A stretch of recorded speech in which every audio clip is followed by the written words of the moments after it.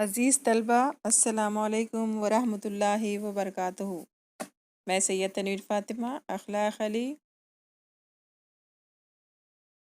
میلیا junior arts and science college Beed کی جانب سے آپ تمام کا استقبال کرتی ہوں۔ آج ہم اردو یوک بھارتی 12ویں جماعت کے لیے حصہ غزل سے خواجہ حیدر علی آتش کی غزل کا مطالعہ کرنے جا رہے ہیں۔ پیش درس اردو کے شعری سرمائے کا بڑا حصہ غزلوں پر مشتمل ہے۔ غزل کو شعراء کو ہر زمانے میں مقبولیت حاصل رہی ہے۔ نقادوں نے اسے اردو شاعری کی آبرو کہا ہے۔ دکن کے ابتدائی دور سے آج تک تمام قابل ذکر شعراء نے اس صنف میں طبع آزمائی کی ہے۔ غزل نے عربی قصیدے کے ایک جزو تشبیب سے علیحدہ ہو کر ایک مستقل صنف کی صورت اختیار کی۔ فارسی شعراء کا غیر معمولی کارنامہ یہ ہے کہ انہوں نے عربی قصیدے میں رائج مسلسل اشعار کہنے کے سلسلے کو بدل کر غزل کے ہر شعر کو ایک علیحدہ مضمون کے لیے مخصوص کر دیا۔ نظم کے اشعار معنوی سطح پر ایک دوسرے سے مربوط ہوا کرتے ہیں، جبکہ غزل کا ہر شعر میں ایک نیا مضمون پایا جاتا ہے۔ غزل کے لغوی معنی عورتوں سے باتیں کرنے یا عورتوں کی باتیں کرنے کے ہیں۔ چونکہ غزل میں روایتی طور پر واردات عشقی مختلف کیفیات کا بیان ہوتا ہے، اس لیے اس صنف شعر کا نام غزل پڑا۔ اصطلاح میں شاعری میں غزل سے مراد وہ صنف نظم ہے جس کا ہر ایک شعر الگ اور مکمل مضمون کا حامل ہو۔ اس میں عشق و عاشقی کی باتیں بیان ہوئی ہوں، خواہ وہ عشق حقیقی ہو یا عشق مجازی ہو۔ غزل اور نظم میں بنیادی فرق یہ ہے کہ غزل کا ہر شعر ایک جداگانہ حیثیت رکھتا ہے، غزل کا کوئی عنوان نہیں ہوتا، جبکہ نظم اپنے موضوع کے موافق باقاعدہ عنوان رکھتی ہے۔ آئیے طلبہ، آج ہم اپنی درسی کتاب سے غزل نمبر 1 کا مطالعہ کریں گے۔ شاعر ہیں خواجہ حیدر علی آتش۔ خواجہ حیدر علی آتش کا پورا نام خواجہ حیدر علی تھا۔ 1778 عیسوی میں فیض آباد میں پیدا ہوئے۔ کم سنی میں یتیم ہونے کی وجہ سے اعلیٰ تعلیم حاصل نہ کر سکے۔ نواب محمد تقی خاں حوص کے یہاں ملازم تھے، انہی کے ہمراہ فیض آباد سے لکھنؤ پہنچے۔ لکھنؤ میں انہوں نے مصفی کی شاگردی اختیار کی، لیکن کسی بات پر خفا ہو کر رشتہ توڑ لیا۔ آتش کا انتقال 1847 عیسوی میں لکھنؤ میں ہوا۔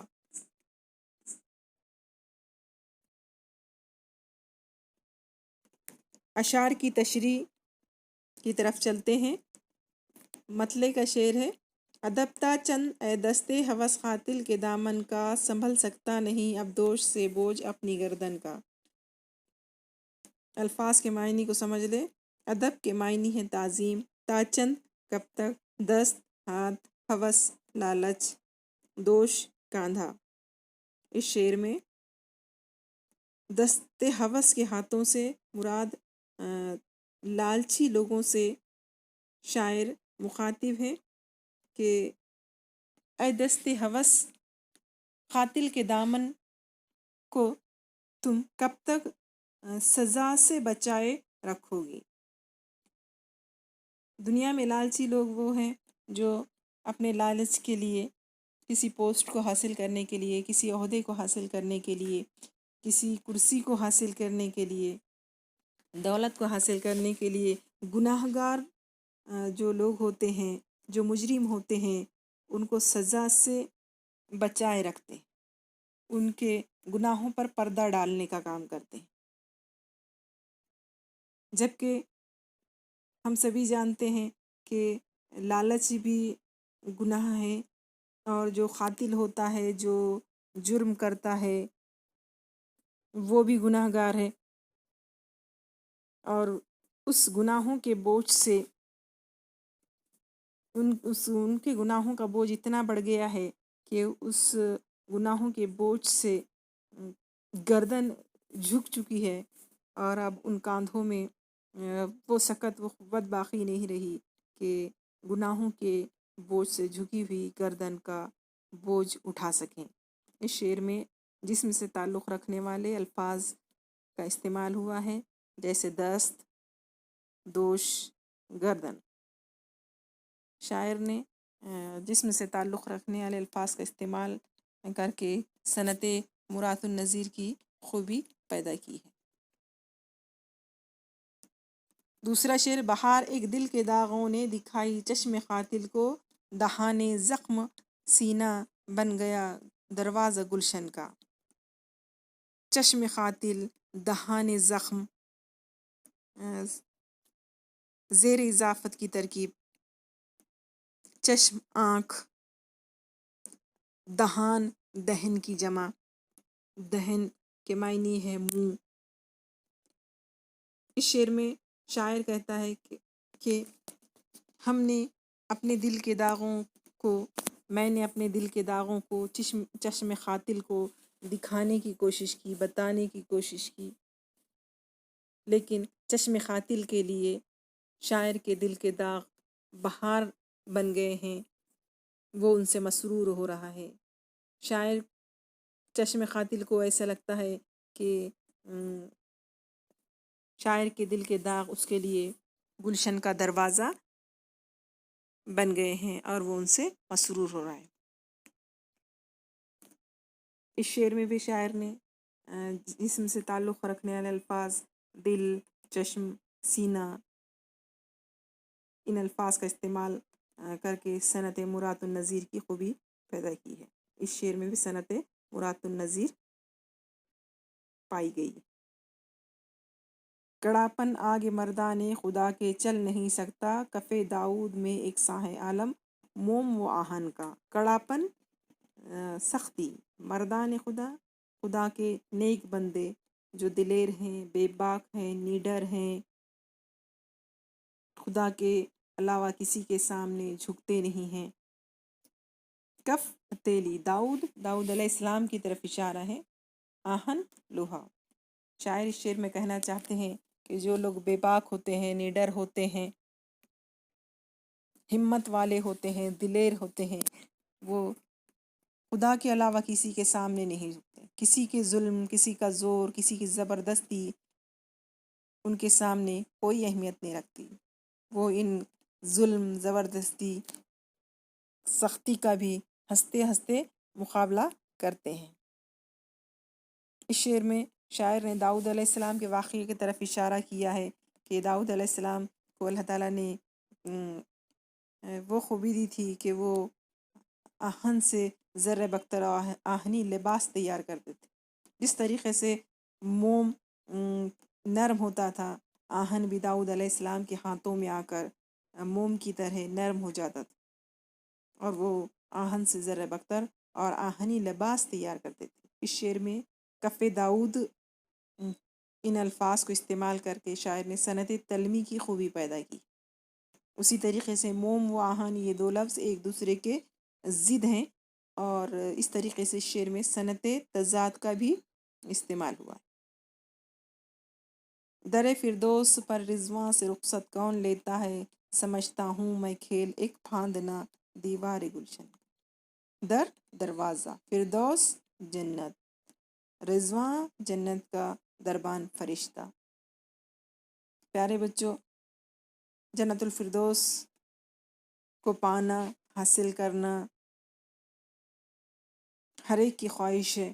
ہم تمام چاہتے ہیں کہ اللہ تعالیٰ ہمیں جنت الفردوس میں مقام عطا فرمائے، جنت الفردوس میں داخلہ عطا فرمائے۔ لیکن ہم یہ بھی جانتے ہیں کہ جنت الفردوس میں داخلہ یہ آسان کام نہیں ہے، آسان بات نہیں ہے۔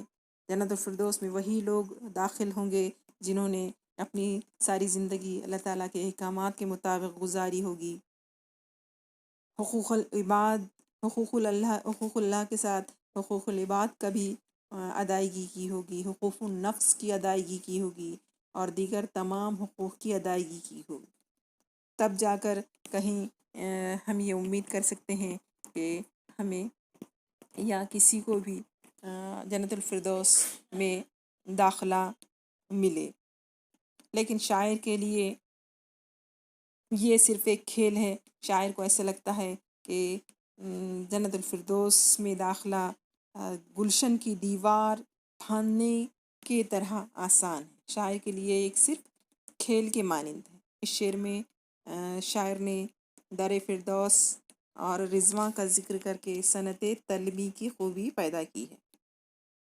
ہوئی ہے مردم دنیا کی صورت سے یہ بیزاری، گماں ہوتا ہے اپنے سائے پر بھی ہم کو دشمن کا۔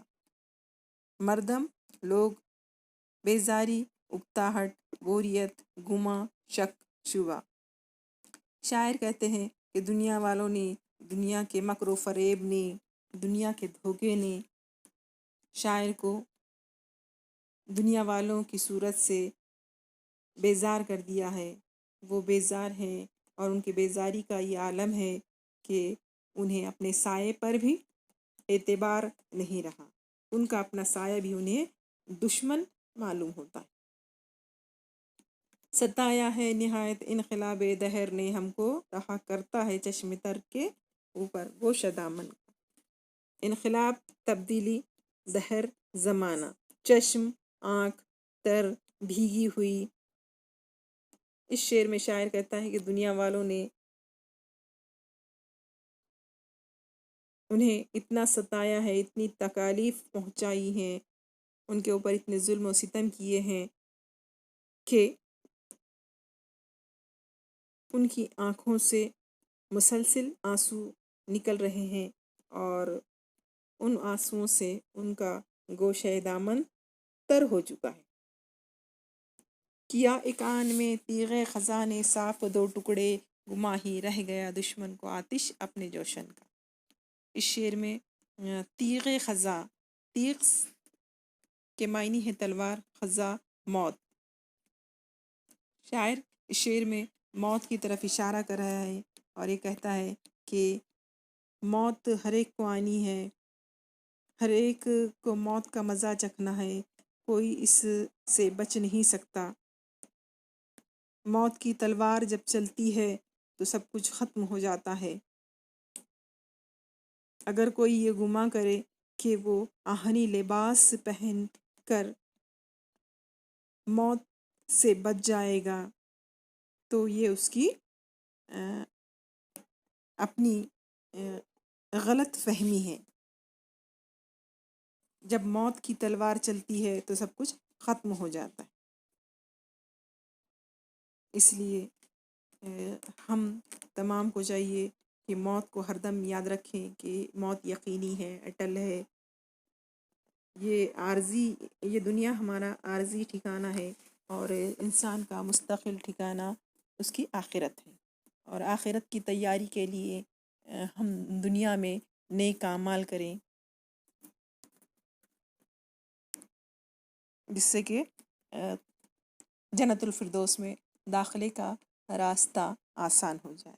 اس شعر میں شاعر نے موت کی تلوار تیغ خزاں کہہ کر، خزاں کو تیغ خزاں کہہ کر براہ راست تیغ خزاں کہا ہے،